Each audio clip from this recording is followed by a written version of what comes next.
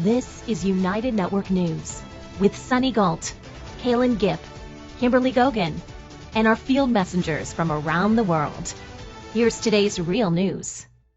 The European Environment Agency has recently published a report on the chemical pollution affecting Europe's rivers, lakes, and groundwater.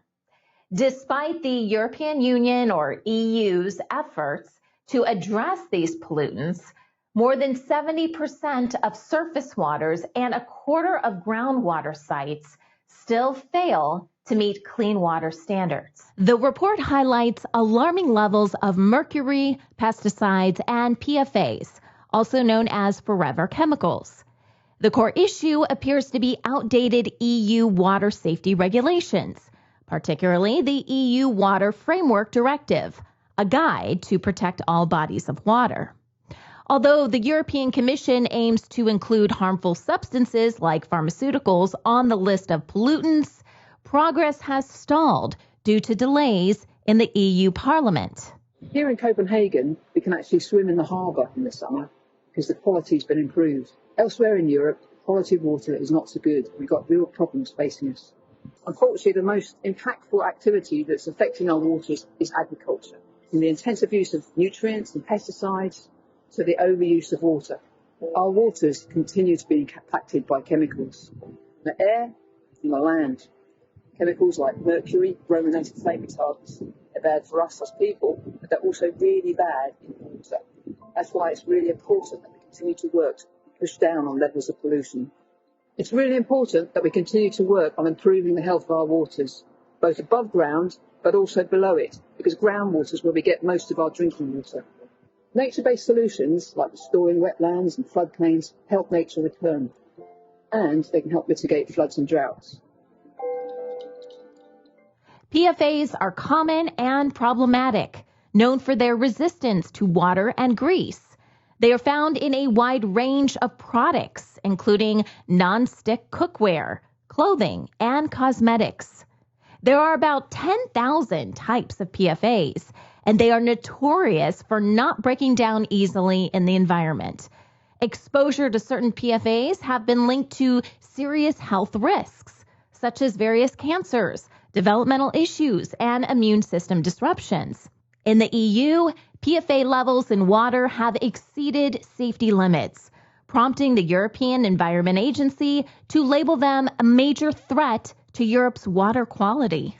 If you drink tap water, you might want to watch this. Toxic forever chemicals known as PFAS have been found in drinking water near Heathrow and Gatwick airports. Exposure to the PFBA compound found near Gatwick Airport has been linked to developmental, thyroid, and liver effects in humans. Exposure to PFOS, also found near Gatwick, has been linked to impacts on the hormonal, immune, and reproductive systems, as well as increased risk to certain cancers. Thames Water did not disclose which compounds were found near Heathrow Airport. Elsewhere in England and Wales, the data is patchy because testing isn't uniform and the results aren't made freely available by water companies. Meanwhile, the EU's limits on these forever chemicals is 20 times stricter than in the UK. A growing concern is the increasing presence of trifluoroacetic acid, or TFA, found in drinking water, rain, and even in our blood.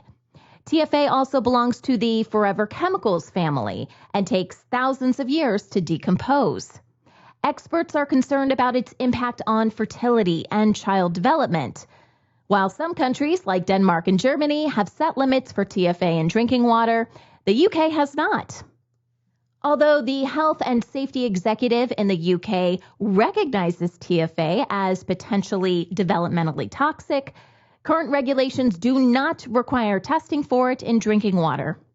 Alarming increases of TFA have been reported worldwide, not just in Europe, with China and the U.S. seeing significant spikes. Pesticides are another concern for water safety. Even though they're somewhat regulated, agricultural runoff still dumps loads of herbicides, insecticides, and fungicides into rivers and groundwater. This messes up ecosystems and harms biodiversity. Take heptachlor, for example, banned but still showing up in water tests because it lasts forever and keeps leaching from soil. The European Environment Agency found that newer pesticides, which are often more toxic to aquatic life, are not being detected effectively by current monitoring, and this poses a serious risk. Water pollution poses significant risks to our health, the environment, and the economy.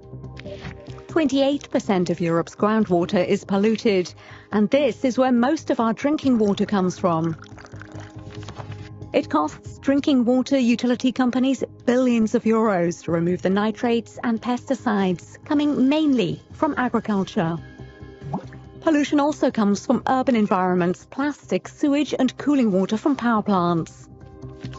22% of Europe's streams, rivers, lakes and seas are affected. Pollution should be tackled at source with sustainable agriculture, better wastewater treatment, less plastic waste, and by restoring ecosystems. Coal burning, which releases mercury, is another major pollution source, along with persistent pollutants like brominated flame retardants, which help prevent everyday items in the home or office from catching fire. Some EU member states have started to cut back on pesticide use, but pollution from these chemicals is still a serious threat to both human health and the environment. A lot more work is needed for the EU to meet its ambitious goals of reducing chemical and hazardous pesticides by 50% by the year 2030. Shopping sites Shein and Temu have been making waves in the U.S. market, but they could face changes under new White House rules. These companies, major sellers of clothes and home goods from China, exploit a tax loophole known as the de minimis, saving them millions on import fees. By sending small orders directly to American shoppers, they avoid import taxes thanks to a U.S. law exempting shipments under $800. On September 13th, 2024, the White House announced new steps to tackle the misuse of the de minimis exemption by Chinese e-commerce platforms. If implemented, the new rules would require shipments that currently qualify under this exemption to follow standard import procedures. This includes paying duties, more detailed reporting, bonds, and document requirements. Essentially, packages from Shein and Temu would be treated like other international deliveries, which could result in higher prices for fast fashion consumers in the U.S. The proposal to change the de minimis exemption for imports from China may have significant impacts on businesses of all sizes. Experts say larger companies such as Shein and Temu are better prepared to handle these changes because of their extensive supply chains and resources. Smaller businesses, however, may face more issues in adjusting to the new regulations due to cost and administrative challenges. Temu is selling unbranded products for pennies on the dollar, and these identical products are being sold on Amazon for a much higher price, and everybody is starting to notice, all because Temu is using every loophole they can to keep their prices low. Temu has a huge tax advantage over Amazon FBA sellers when it comes to importing, meaning that all their cheap Chinese manufacturing partners are able to dodge expensive tariffs, import taxes, and custom duties. The reason that Temu's manufacturers are able to avoid a lot of these fees is because they're shipping individual items into the US, whereas Amazon sellers, people like you and me, are importing crates and containers of our products from probably, to be honest, the exact same manufacturers. But what happens when you import a big number of units is that you have to pay custom duties, tariffs, fees, and things like that. However, if you're only sending in one item, you don't have to pay any kind of customs fees. And this means as an Amazon seller, you and me, we're never going to be able to sell products cheaper than Temu. Bottom line is Temu is always going to be the cheaper platform, and there's nothing you and me can do about it. Now, in the future, there may be new regulations that come out that make it so that any product purchased through Temu is going to have to pay those same import fees and duties. In fact, I'm willing to bet eventually this will be the case. But for now, if you're an Amazon seller, don't think that you're going to be able to compete on price. Direct-to-consumer shipments using the de minimis loophole have surged, with more than 1 billion packages shipped to the U.S. last year, up from 140 million a decade ago. That's according to White House officials. Such imports threaten consumer safety and undermine U.S. companies abiding by stringent safety regulations. Critics argue this loophole also affects U.S. workers, as domestic industries struggle to compete with cheap imports produced under labor law violations, including forced labor. This loophole is also creating unintended consequences, allowing for the unchecked entry of counterfeit consumer goods. Reports have surfaced about fake bicycle helmets disintegrating upon impact, children's goods laden with toxins, and clothing coated with harmful residues. Adding to the problem, there are worries this loophole might make it easier to bring in drugs like fentanyl by letting foreign importers bypass strict customs checks. According to the U.S. Customs and Border Protection Agency, imports using the de minimis loophole include high-risk shipments that may contain narcotics, merchandise that poses a risk to public safety, counterfeits, or other contraband. They don't have to do any testing, and they don't do any testing to UL standards. They don't pay any import duty, and they don't pay any Section 301 trade war duty. How is this fair? I mean, we're following all the rules. We take the rules very seriously. Some we agree, some we don't, but we follow all the rules. And these companies are bypassing them. And we think it's wrong, and we think it needs to be stopped. More than 2 million packages per day flood into the U.S. under the de minimis loophole, including over 62% directly from China and Hong Kong. Last year, de minimis imports from China hit $188 billion. There has been a operation by Customs and Homeland Security conducted, and they found all sorts of problems, particularly centering around de minimis shipments coming in, this sort of anonymous shipper, anonymous consignee, where fentanyl, counterfeit goods, all sorts of nefarious activities are taking place using this loophole, in addition to the standard e-commerce that's taking place that's killing. It is unclear when the White House's new proposed rules will come into play. The administration is pushing Congress to change the de minimis trade exemption, something lawmakers have long targeted. This exemption was supposed to protect individual shippers and small businesses, and many shipping companies aren't too happy about changing the import tax setup. The United States isn't the only country working to close tariff loopholes that let cheap goods enter the market from international online retailers. The European Union and the United Kingdom are also planning to remove their de minimis thresholds. Temu and Shein could be about to get a lot more expensive because the tax loopholes that these companies exploit might soon be closed. Now, because these companies don't pay import duty on orders below £135 and orders below £39 don't attract import VAT, this is why Temu and Shein can drastically undercut the likes of ASOS and Boohoo and be a lot cheaper than a lot of the retail market in the UK. And this could make the London listing of Shein a lot less attractive for investors, and certainly those against it will talk about the supply chain issues and strangely forget that Boohoo also made use of sweatshops as well. But for me, I personally wouldn't invest in Shein for this reason. Whilst I'm in favour of healthy competition to drive prices down for consumers, I don't think overseas companies should have any unfair advantages. And even if these loopholes do get closed, Temu and Shein are still going to be a lot cheaper than a lot of the UK competition. The de minimis policy was originally meant to make it easier for tourists to bring home souvenirs or for people to receive low-value gifts from abroad. That's the official statement. However, it now helps the e-commerce boom, allowing many companies to use this system to avoid regulations. The main goal of closing these loopholes is to protect domestic industries and consumers from unsafe imports while ensuring fair competition for local businesses. Peanut allergies have become increasingly common, particularly in children, causing a lot of us to rethink what's in our lunch boxes or how we celebrate at parties.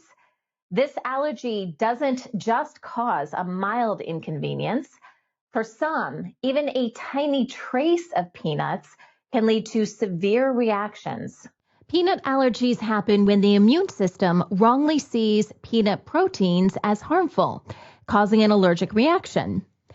Symptoms can be mild, like hives or a stomach discomfort, or severe, like anaphylaxis, which needs immediate medical help. Dealing with peanut allergies usually means carefully avoiding peanuts and anything that contains them, plus having emergency medication like epinephrine autoinjectors on hand. The exact cause of this immune misidentification isn't fully understood, but experts think both genetic and environmental factors play a role.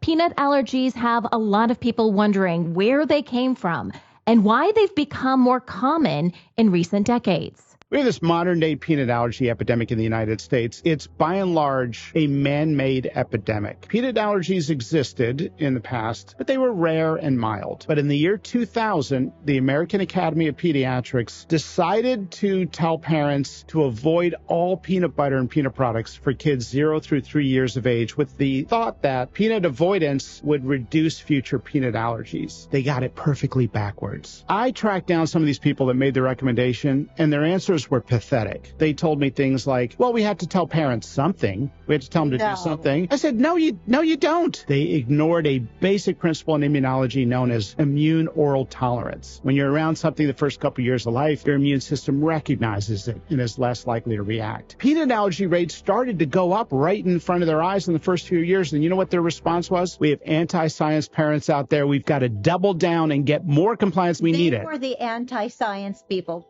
The American Academy of Pediatrics' recommendation to avoid peanuts made the problem worse. Identifying high-risk children proved challenging, resulting in widespread caution. A study reveals from 2005 to 2014, peanut allergy cases in U.S. emergency rooms tripled, with 1 in 18 children affected by 2019. This situation prompted schools to ban peanuts, and EpiPen sales surged, according to one manufacturer, with prices skyrocketing to $600. Dr. Gideon Lack, a pediatric allergist from London, noticed an intriguing trend. Peanut allergies were common in London, but rare in Israel. He found that many Israeli infants ate a peanut-based snack called bamba. This led Dr. Lack to collaborate with Israeli researchers to conduct the LEAP study. Their findings revealed Jewish children in Israel had significantly fewer peanut allergies than those in the UK, indicating the environment played a more influential role than genetics. Have you heard of the LEAP study? This groundbreaking trial enrolled babies from 2006 to 2009 and randomly assigned them to either avoid peanuts, which was the advice of the day, or eat peanuts 3 times a week. In 2015, the researchers published amazing findings. Babies who avoided peanuts were much more likely to develop a peanut allergy by age 5. This study showed that introducing allergens like peanuts at 4 to 6 months and continuing to feed them could prevent allergies for babies and continuing through toddlerhood. Now, medical guidelines recommend starting allergen introduction at 4 to 6 months. The researchers have continued to follow these kids, and they've found 2 important things. Number 1, some kids stopped eating peanuts at age 5 for a year, while others continued. Even those that stopped were protected from peanut allergies, proving the long-term benefits of early allergen introduction. In 2016, infant feeding guidelines worldwide were amended to encourage the introduction of peanuts and other allergenic foods before a child reaches 12 months of age. Despite initial concerns, many parents have embraced the new guidelines. The proportion of children consuming peanuts by 12 months increased to 89% by 2019. Suggesting a potential halt in the rise of peanut allergies. Also, a study conducted by the Murdoch Children's Research Institute in Australia has shown a 16% reduction in peanut allergy cases among infants, thanks to the implementation of the new food allergy guidelines. In recent years, oral immunotherapy has become a treatment option involving the gradual introduction of small amounts of peanut protein to build tolerance. While it doesn't cure the allergy, it can reduce reaction severity. Researchers are also exploring other treatments, like allergy desensitization therapies. If you were the kid who couldn't eat peanut butter, this is for you. There's new research on a way we might help kids with dangerous peanut allergies. It's one of the most common food-based allergies, affecting 1.2 million children just in the U.S. alone. And the allergic reactions can be severe. But I found this really interesting. A skin patch that provides immunotherapy for peanut allergies has shown good results in desensitizing toddlers in a clinical trial. The patch puts small bits of the allergen on film just above the skin, not touching it, leaving room for water to naturally evaporate off the skin and then dissolve little bits of the allergen into it. Then it gets absorbed into the outer layer of the skin and makes its way to the lymph nodes, where special T cells suppress the allergic response. This seems to desensitize the body over time, and so far it looks like it can help lower the risk of severe allergic reactions. This could be great for worried parents, or for those of us who want to enjoy a good PB&J. It is important to remember each individual's experience with allergies is different. As we continue to learn more about peanut allergies, there's a sense of relief and hope for many families. It brings some comfort to know that what was once thought of as inevitable might change through understanding and increased awareness. In Tuscany, Italy, wolves were introduced to control deer and boar populations. The aim was to protect crops. However, the wolves began attacking livestock and posing a risk to humans. UNN Field Messenger Toni highlights this issue. This is Toni reporting from Tuscany, Italy for United Network News. Tuscany region covers nearly 23,000 square kilometres on the western side of central Italy. Famous worldwide for its beautiful rolling hills, vineyards and olive groves, there are many woods and some larger forests across the territory. These were home to abundant wildlife species such as wild boar, roe deer, and game animals like hare and pheasants. However, the larger animals posed a problem for local agriculture. In spring, when the tender green shoots first appear on the grapevines, deer love eating them. As grapes develop, they become a delightful snack for wild boar. Large groups enter the vineyards and take random bites of any low-hanging grapes, ruining them for harvest. Growers often install costly electrified fences or fencing at least 2 meters high to deter uninvited animals. Another, seemingly more ecological solution to this widespread problem was a predator that would naturally reduce the excess wild boar and deer. So the reintroduction of wolves into central Italy was welcomed by conservationists who considered the relaunch of this species a sort of wildlife upgrade. They rarely kill only one sheep. Depending on the size of the flock, they can kill 10 or more at one time, even though they don't eat all of them. The compensation scheme for farmers does not recognise the damage done to the whole flock when some animals are ferociously attacked. The production of pecorino cheese relies on sheep milk. After an attack, it can take up to a month for the remaining sheep to produce milk normally again, as they are blocked by trauma. The problem has now moved into towns. Wolves have been sighted in gardens or along streets at night and even in broad daylight, despite being a shy animal. Dog walkers are reluctant to leave their pets free to run in parks or wooded areas because others have seen their animals captured by wolves. In 2024, wolves were downgraded in Europe from highly protected to a protected species. In Italy, there are heavy penalties for harming them, so their numbers have increased, which has unbalanced the whole wildlife food chain and is increasingly influencing agriculture and citizens negatively. Hunters, farmers and many citizens agree that authorities which permitted the over-diffusion of this species must take urgent action to redress the balance before more wolves develop a taste for easy human prey. This is Toni, reporting for United Network News from Tuscany, Italy. Cabo San Lucas, Mexico offers visitors thrilling experiences from bungee jumping to snorkeling with marine life. UNN Field Messenger Vahagn shares his experience of Mexico with us. Good day, beautiful souls. This is Field Messenger Vahagn reporting for United Network News, coming to you from Cabo San Lucas, Mexico. I want to share all the amazing adventures I had on my vacation. The #1 tourist attraction in Cabo is the Ark. We went on a sunset dinner cruise to see the iconic Ark of Cabo that lies between the Sea of Cortez and the Pacific Ocean. The views were amazing and the sea was calm.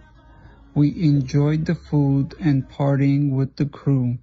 They entertained us the entire time. My tour guide friend was also on the cruise with us. He was such a great guy, he even gave us a ride back to the hotel.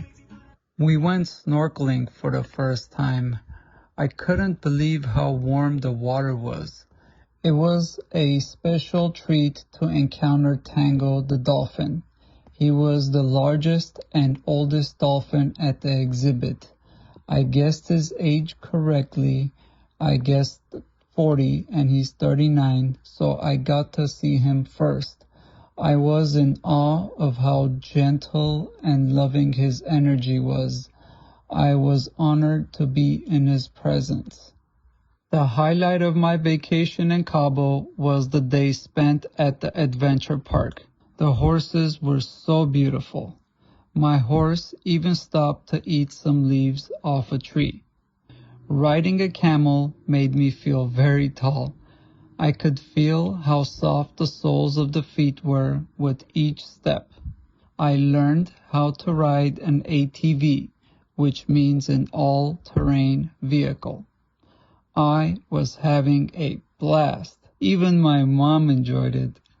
We drove down to the beach and back. The scenery was just breathtaking. Some people watching this might call me crazy, but I have always wanted to know the feeling of bungee jumping. As you can see from the look on my face, I was terrified, but I felt extremely liberated. It was very freeing. I felt like I was a bird, like being out of the body.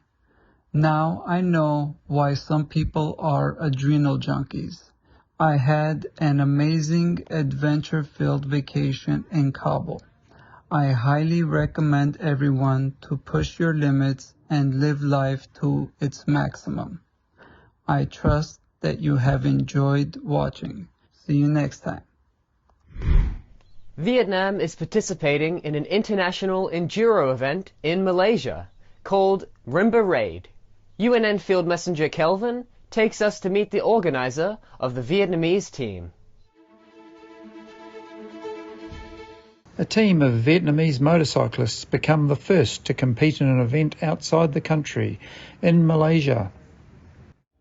G'day, this is Kelvin from Saigon in Vietnam, and UNN Field Messenger doing a report on a bunch of guys who have got together as an enduro team and are going to compete in an event in Malaysia, and they're going to ride there. The boys have got together today to have an event where they're organising the going away. They've been planning this for a long time. Bees Enduro This is the name of the club who are putting this event together, the trip to Rimba Raid in Malaysia. Starting in Ho Chi Minh, they travel through Cambodia, Thailand, and then all the way across down to Malaysia. And the sponsors have provided some much-needed safety equipment for the team. So I'd like to introduce Vu, who's the guy who's organising this tour. He's put together a team now to go with them this year. Vu, tell us a little bit about what you're doing. This year I bring with me 7 riders with me, ride from Vietnam to Malaysia to race that race called Rimba race. Very exciting about it. Yeah, it would be. So how long's that trip going to take you? The whole trip will be 15 days, but to kill that 5,000 kilometer, we have only 10 days. Wow. So how many countries do you need to go through to do this? We have to cross 3 countries, from Vietnam to Cambodia, Cambodia to Thailand, and Thailand to Malaysia. Well, I wish you the best of luck, and I hope it's a great time, and I hope everyone returns safely. Thanks, Sue. Good luck, guys, and safe travels. Thanks for watching UNN. At UNN, you are the news. Get involved by joining our weekly Field Messenger meetings. Visit unitednetwork.earth to learn more. Remember, if it's going to be, it's up to me.